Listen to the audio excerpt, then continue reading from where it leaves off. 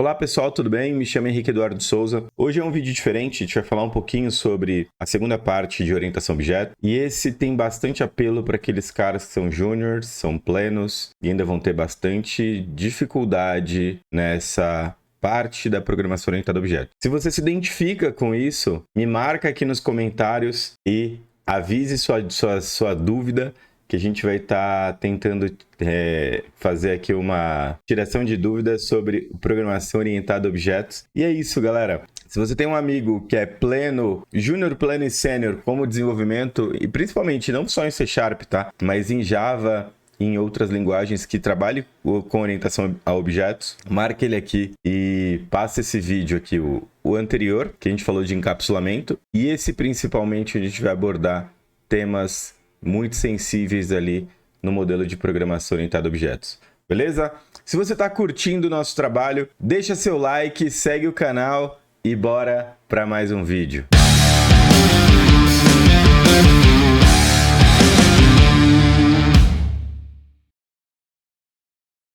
Legal. Então, como eu comentei, aqui a gente vai falar sobre herança, galera. Esse é um assunto bem delicado que eu ainda vejo bastante gente nas próprias entrevistas que a gente acaba fazendo com desenvolvedores, te encontra muita dificuldade com perguntas relativamente que deveriam ser simples, com relação à herança, polimorfismo, encapsulamento. Então, esses principais pilares da programação orientada a objeto eu vejo bastante dúvida. Então, a ideia é que a gente consiga sanar um pouco dessas dúvidas de vocês. E caso você tenha mais, não deixe de comentar aí no vídeo. Ajuda a gente aí com engajamento, trazendo outras pessoas para conhecerem também o canal e conhecer o trabalho que a gente vem fazendo. Legal. Falando de herança, pessoal. Quando a gente fala de herança, eu trago ali uma forte ideia que a gente tem alguns tipos de herança, né? Como assim, Henrique? Existe um único tipo de herança? Sim, se você pensou isso, você está certo. Não tenho como trabalhar com heranças múltiplas, por exemplo, em C#, a não ser que seja de interfaces. Mas a gente vai mostrar um pouquinho como isso funciona na prática também. Mas, levando a ideia da herança, né? Eu gosto muito de explicar a herança, que eu tive essa ideia de formando gerações, então eu acompanhei algumas gerações. E a geração atual é uma geração, e a anterior também, que acompanhou muito Pokémon. Eu acompanhei Pokémon. Você que está vendo provavelmente sabe o que é um Pokémon. Se você não sabe, procure aí Pokémon que você vai entender o que eu estou dizendo. E a gente tem evoluções de Pokémon.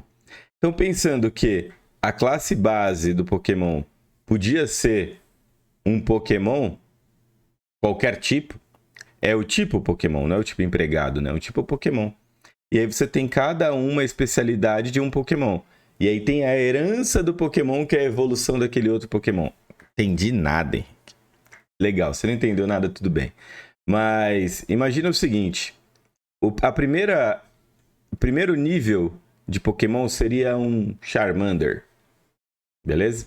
A segunda evolução do Charmander seria um Charmeleon. E dentro do Charmeleon você tem uma outra evolução que herda do Charmeleon, que seria o Charizard. Mas antes do Charmander, o que eu poderia ter? Uma classe chamada Pokémon de Fogo, que o Charmander herda do Pokémon de Fogo. O Charmeleon herda do Charmander, que por sua vez herda do Pokémon de Fogo. E o Charizard herda do Charmeleon, que herda do Charmander, que herda do Pokémon de Fogo, que herda de um Pokémon. Então você tem uma herança, uma cadeia de herança que todo mundo que vai sendo beneficiado com isso vai trazendo ali uma hierarquia nesse ponto. Então, pensando no nosso cenário mais corporativo, uma vez que o empregado tem nome, todas as outras classes que herdam do empregado precisam ter nome? Não. Isso é muito comum num padrão ou num design pattern chamado composite, onde você preenche os dados básicos de um elemento, de uma classe, que ela tenha muitas propriedades que outras classes que herdem dela também precisem ter essas propriedades. Mas no caso, o que eu diferenciaria aqui? Por exemplo, o empregado, ele tem um salário, não tem? O que muda do gerente para o coordenador, para o garçom e para o segurança? talvez o bônus, talvez a carga horária, talvez a função, mas tudo isso poderia vir aqui dentro. Carga horária, dias, se o cara tem escala, pô, o segurança e o garçom tem escala, talvez o coordenador também, o gerente também. Então, pode ser especializado aqui no empregado. Então, tudo que é comum de todo mundo que herda daquela sua classe, você pode colocar dentro da classe base, que é conhecida como classe base. Tranquilo? Então, falando um pouquinho da herança, ele é um dos conceitos que eu vejo como um dos mais importantes dentro da orientação a objeto. E a classe, ela mantém os dados originários do pai. Tem algumas coisas que eu vou passar, algumas pegadinhas aqui, que quero testar o quanto vocês conhecem de orientação a objeto. Mas vamos lá. Ou até de herança também, né? A classe vamos lá. A classe pai ou classe base, como é conhecido até superclasse, em algumas outros linguajares aí de linguagem de programação, ela é a classe que é herdada, ou seja, a minha classe base, ela é a classe base para as outras classes. Então, no nosso caso do diagrama anterior, a classe empregado seria a classe base para todo mundo que está herdando embaixo. Para que serve isso, Henrique? Você pode reutilizar código. Então, todo reuso que você pode colocar de código são coisas que são comuns para todo mundo numa boa modelagem. Você enxerga o que é comum para todo mundo, leva para sua classe base e reaproveita todas aquelas propriedades, ou até mesmo métodos que são comuns de cálculo, método de composição, dentro de uma classe base. É mais fácil de você manter, uma vez que você tenha algo em uma única classe, não em 5, 6, 7 classes que vão derivando daquilo ali, tenham comportamentos específicos, fica mais fácil de você manter. Você pode ter heranças com mais um ou mais níveis de profundidade, como a gente usou o exemplo do Pokémon, que seria Charmander, Charmeleon, Charizard, mas ao contrário, né? Porque todo mundo ilustra como a menor classe, a classe base, sendo embaixo, né? Mas no diagrama de classe ela nasce em cima e você vai especializando até chegar no Pokémonzão, que é a última evolução dele.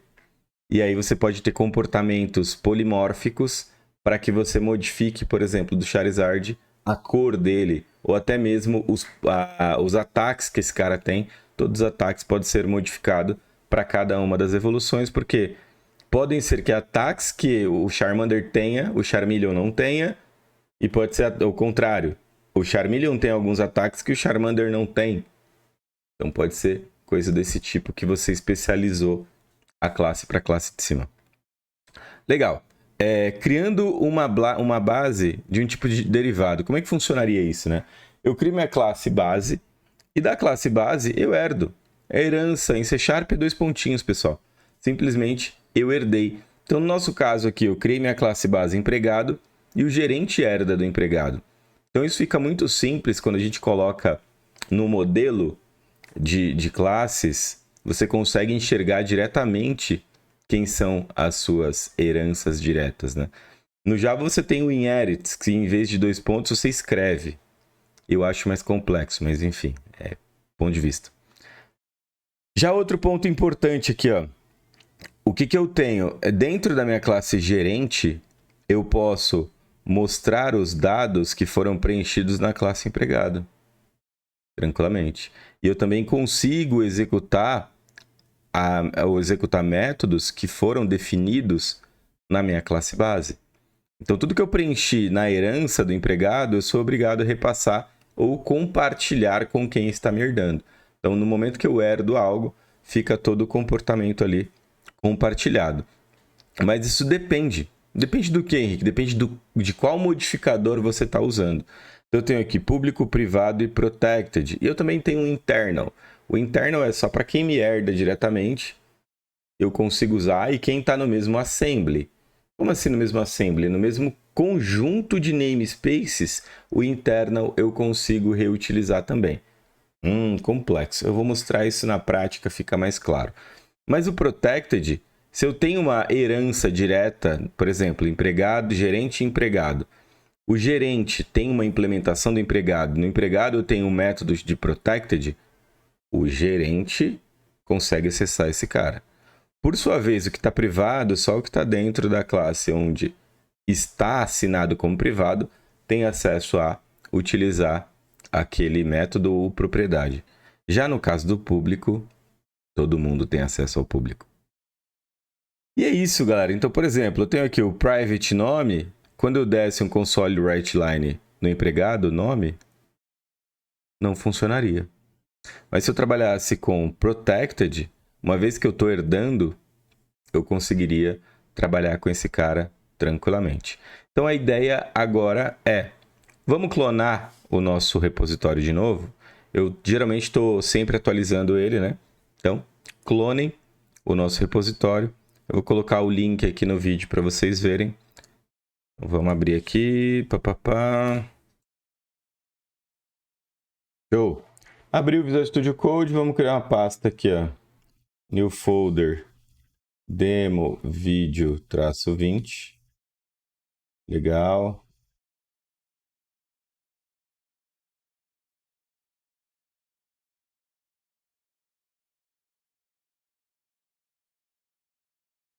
CD, demo, vídeo 20. Git não, tá no .NET New Console. Beleza. Então tá o projeto criado. Vamos criar aqui um novo file empregado. Vamos criar um novo file gerente. Escrevi tudo errado. Gerente.cs, né, Henrique? Yes. Empregado.cs. Vamos chamar um outro aqui. Tendente.cs. Beleza? Tá. Empregado.cs. Public class empregado. Eu tenho algumas propriedades. Vamos pegar aqui. Tudo isso é muita coisa. Nome, sobrenome e CPF. E deixa aqui o salário do cara. Beleza? Aqui eu posso criar um construtor. Vamos criar um método aqui. O construtor do empregado. Se isso daqui é uma pergunta que eu vou fazer também. Vamos lá. E o mostrar dados. Que fica no meu toString. O que é esse override que você está fazendo, Henrique? Estou sobrescrevendo um comportamento padrão do .NET, que é o toString, onde eu apresento essas informações. Mas, Henrique, o empregado, eu não quero que ninguém venha aqui no meu program e faça o seguinte. Empregado igual ao new empregado aqui. Quero que ninguém faça isso. Vamos só fazer um .NET Build. Ver se está tudo beleza. Beleza. Quero que ninguém faça isso. Como é que eu restringo? Public é uma classe abstrata. Ela só pode ser herdada. Então, no momento que eu for dar o build aqui, ele vai quebrar. Não é possível criar uma instância de um tipo abstrato.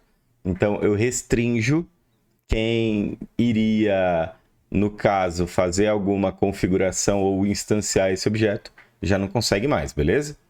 Então, eu obrigo que o cara use a especialidade, que seria a classe gerente. Create Class Manager. O Copilot faz isso por nós de forma excelente. Create Class Attendant Person. Deixa ele trabalhar aqui, ó. Pá. Não fez. Em português, criar uma classe gerente que herde de empregado. Vamos ver se ele faz. Que lindo, isso é lindo, cara. Então, beleza. Então, eu tenho aqui, ok, aceito. Cria a classe gerente que herda do empregado. Legal? E nessa herança que ele tem do empregado, O que acontece, galera? Eu preciso implementar o quê? O construtor de novo? Será que se eu der um build agora e falar que esse cara é só o gerente, que não é mais o empregado, é o gerente,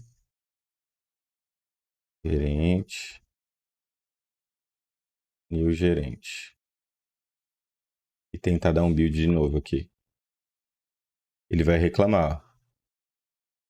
Ele vai reclamar que o gerente não contém construtor. Então, quando você tem uma classe que já implementa um construtor e você quer repassar esse construtor, vocês devem há muito tempo.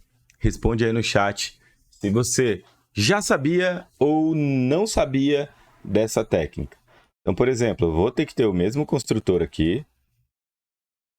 Eu vou ter que ter o construtor igualzinho, onde eu vou pegar os mesmos parâmetros aqui, ó, do gerente, e vou fazer o seguinte: vou implementar dois pontos base e vou repassar o que eu recebi. Sério, Henrique? Vamos ver de novo? 0 erros. Então, o que eu fiz? Eu repassei para minha classe base todo o construtor que eu já tinha. Então, esse é um caminho que você pode reutilizar. E caso você queira um construtor específico para o gerente, você pode colocar mais um. Então, por exemplo, eu quero aqui o bônus, string bônus. E o bônus do gerente é algo específico. Eu tenho uma propriedade chamada bônus, deixa R$0. E aqui eu vou passar que o meu bônus, contrário, né? Esse aqui é igual a esse aqui. Eu gosto de simbolizar assim também, tá? Tem muita gente que acha, você tá sendo preciosista porque você já sabe que o bônus é da classe, mas só para dizer que o dis é daqui. Se eu quisesse referenciar algo da base, eu sempre coloco aqui base ponto salário é igual a isso daqui. E aí, legal. Para o gerente, você tem um cálculo do bônus. Vamos falar que o bônus é um percentual. Vamos colocar aqui decimal. E aqui é decimal. Beleza? E aí eu tenho um cálculo para o gerente que é específico, que é o public. E aí no empregado, cada um das suas variações de salário, eu preciso ter o cálculo do bônus. Então, para cada empregado tem um bônus diferente. Então, o que vocês acham de deixar? Mas o bônus do empregado não é diferente por o empregado? Sim. E para eu obrigar que quem implementou essa classe, quem herdou dela, já implemente aquilo, eu poderia ter o seguinte: ó, implementar um método abstrato get bonificação. Então, nesse get bonificação, eu sou obrigado a implementar agora. Se eu rodar do jeito que está, vai dar ruim. Vamos lá, dar o build. Ele vai falar, ó, tem métodos no gerente, que é membro, que está herdando do get bônus, get bonificação. Então, o gerente não implementou o método abstrato. Como é que você faz isso? No Visual Studio você consegue fazer assim, ó. Ctrl ponto, ele já implementa para você. Mas aqui eu vou ter que fazer o seguinte, ó, override, bonificação, onde a bonificação é o resultado disso vezes o salário. Vezes o salário. O contrário, né? Base.salário, base.salário, vezes a bonificação. Beleza? Vezes 0.1, que seria, sei lá, a comissão do cara. Eu poderia passar isso via valor aqui também, tá? Dependendo da instância que eu estou criando gerente, eu já passo o bônus direto. Mas, Henrique, você percebeu que quando você deu build aqui, ele não deu ruim? Deu sim. Por quê? Olha aqui, ó. Implicitamente, você está tentando converter aqui. Isso aqui é um erro. Beleza? Agora vamos de novo. Ele está reclamando aqui, ó. Ponto e vírgula após o bloco tal. O que a gente está reclamando aqui? Linha 3,39 aqui, ó. Sobrando de vírgula. Beleza, de novo. Ó, não há nenhum argumento fornecido com base bônus. Então quer dizer, Henrique, no momento que você implementou aqui, eu precisaria calcular o bônus do cara, que é o decimal. Preciso passar. Porque a instância que eu estou fazendo é do gerente. A do gerente, ela complementa a do empregado, mas ela tem especialidades dela também. Caso não tivesse, sem problema.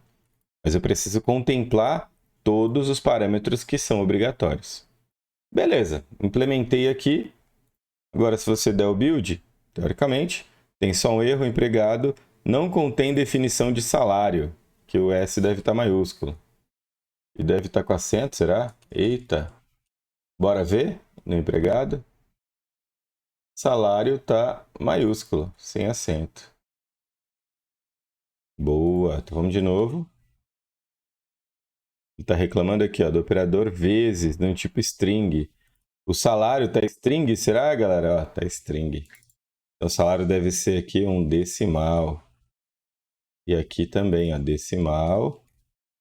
E aí na chamada vai ter que ser decimal também. Como não tem ponto, né? Para ficar 1050, 1030 M. Com R$ 1.030. Beleza. Então tá aqui. Já tem o salário, tudo. Vamos de novo rodar aqui. Deu mais um erro. Olha, tá falando aqui decimal para string. Não é possível converter decimal para string. Vamos ver onde eu fiz errado. Gerente e tal. Onde está o salário aqui?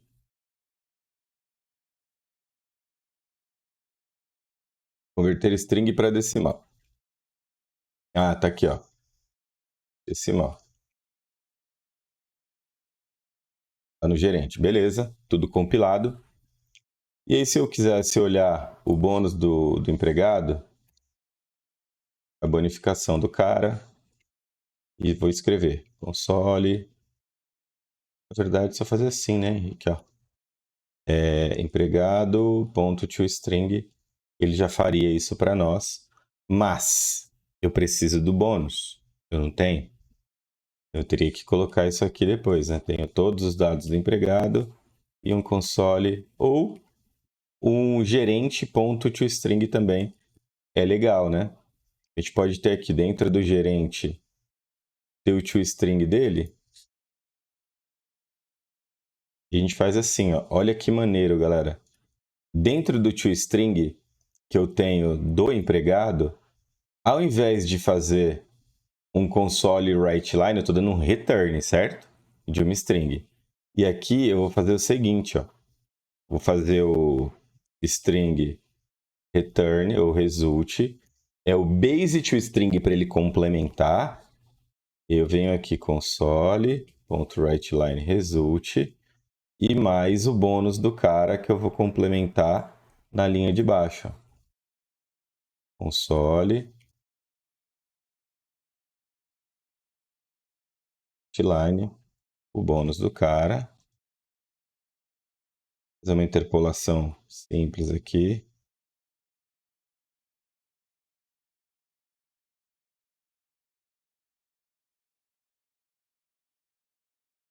Boa. E eu não preciso dar return no override do empregado.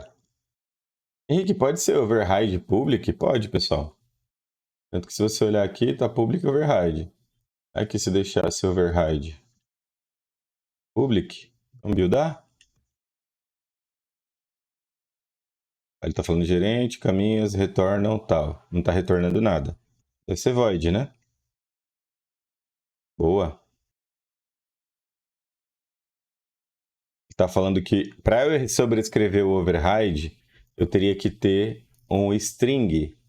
Então faz isso aqui, ó, retorna vazio. Se eu for do gerente fazer o toString, retorna vazio. Vamos ver? Beleza? Vamos rodar agora. Ver como é que fica.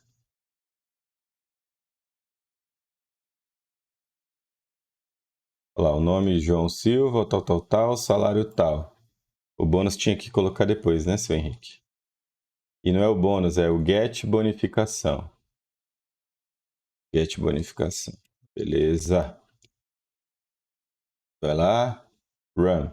Então aqui, ó, o salário do cara é 1.000 e pouco, com o bônus de 50, 5%. Ai, que burro, dá 0 pra ele. Não entendi essa conta, mas enfim. Ficou 50 vezes. Ah, tá, eu multipliquei o salário vezes o bônus, é verdade. Vezes 50%, vezes 0,5, né? 50 vezes o salário. 50 mais 1. Nossa, salário bom esse aí, hein? Eu também queria esse salário. Mas é isso. Então, se eu tivesse mais um cara que herde de empregado, esse aqui não tem nada específico. Não tem nenhum comportamento específico. Do jeito que é o empregado, tá tudo bem aqui. Vamos só dar um build. Ele, atendente, persa, implementa. E eu preciso, no mínimo, do construtor, né, pessoal? No mínimo. Mínimo do construtor do atendente.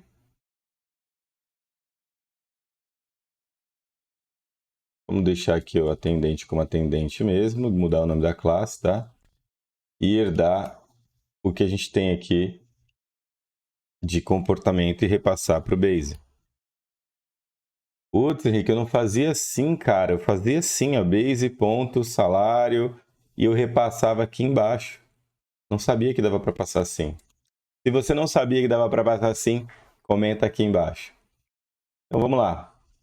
.NET Build está reclamando aqui, ó, implementa empregado abstrato e não implementa bonificação. Bonificação é o salário vezes 0,01. Vamos ver? Boa! Agora a gente pode fazer igualzinho fez no gerente para implementar isso aqui? Não, não vamos. Legal. Não preciso disso aqui. E tá tudo certo. Vamos lá, .NET Build, fechado. Agora a gente implementa um atendente. Atendente. Isso mesmo, atendente. A Maria. Vou colocar que o atendente é o Henrique Souza. Esse daqui, meu salário é 800,3. Legal, e eu não tenho bônus. Bacana. Olha lá, o que ele reclamou? Atendente. Ele está reclamando disso aqui, ó. Ele não está achando essa classe. Atendente escrito de forma correta funcionaria. Não sei se vocês erram bastante escrevendo código, eu erro bastante. E aí, beleza. Vou chamar aqui o empregado 2.toString. Esse toString que ele vai chamar, de qual classe é? Só para vocês entenderem. Vamos lá. Tem aqui também, né, como dar o build. Run project. Tá funcionando. Dá o run aqui. Aí, ó, tem o João Silva, que é o primeiro. Ficou aqui, o Henrique não apareceu. Ah, porque o meu toString é o do empregado, pessoal. O do empregado ele é um return, né? Console.writeLine. Então, vocês entenderam a diferença entre um e outro? Agora, eu tenho aqui o João e tenho o Henrique, com salário de 800. Então, esse é o principal foco que você tem ali. Tem um outro ponto legal, essa demo que a gente fez, né? Tem um ponto importante do que a gente não falou aqui ainda, é do is-a. Então, por exemplo, no nosso caso de relação, como o empregado ele é uma classe abstrata e o gerente é uma classe tradicional, uma classe padrão, o que acontece? Se eu falar que o gerente é um empregado. Tá certo isso? Tá certo isso. Então quer dizer, Henrique, que se eu faço o seguinte, se a minha classe empregado deixa de ser abstrata, por exemplo, ela não pode ser abstrata. Não vou deixar ela abstrata. E eu faço o seguinte, ó, empregado é unir o gerente e o atendente. Empregado. Também é um empregado? O que isso acontece? Isso funcionaria normal se eu desse um build aqui? Não. Por que, Henrique? O que ele está reclamando aqui? Ó? Empregado.get bonificação é abstrato. Vai reclamar, óbvio. Então, para parar de reclamar, eu faria o quê? Deixaria esse cara como virtual e faria uma implementação básica nesse cara, que é o salário igual para todo mundo. E aí, legal. Vamos ver se vai? Ó, funciona. Porém, contudo, todavia, o empregado é um gerente? Se você está dizendo que na instância desse cara ele é um gerente, ele começa a se comportar como gerente. Porém, tem uma pegadinha que é bem importante aqui, que é essa parte aqui. Se eu tenho uma classe gerente e nessa classe que deriva ou que herda o empregado que é um gerente, se tem um método que só foi definido no gerente, esse cara consegue ser executado? Por exemplo, Henrique, se eu tenho um método aqui, get bonificação. Esse get bonificação está no empregado, certo? Está no empregado, Henrique. Se tivesse um método aqui do gerente específico, public, void, aumentar salário. O gerente tem o poder de aumentar o próprio salário, por exemplo. Então, se eu chamar o aumentar salário aqui, ó, ele funcionaria?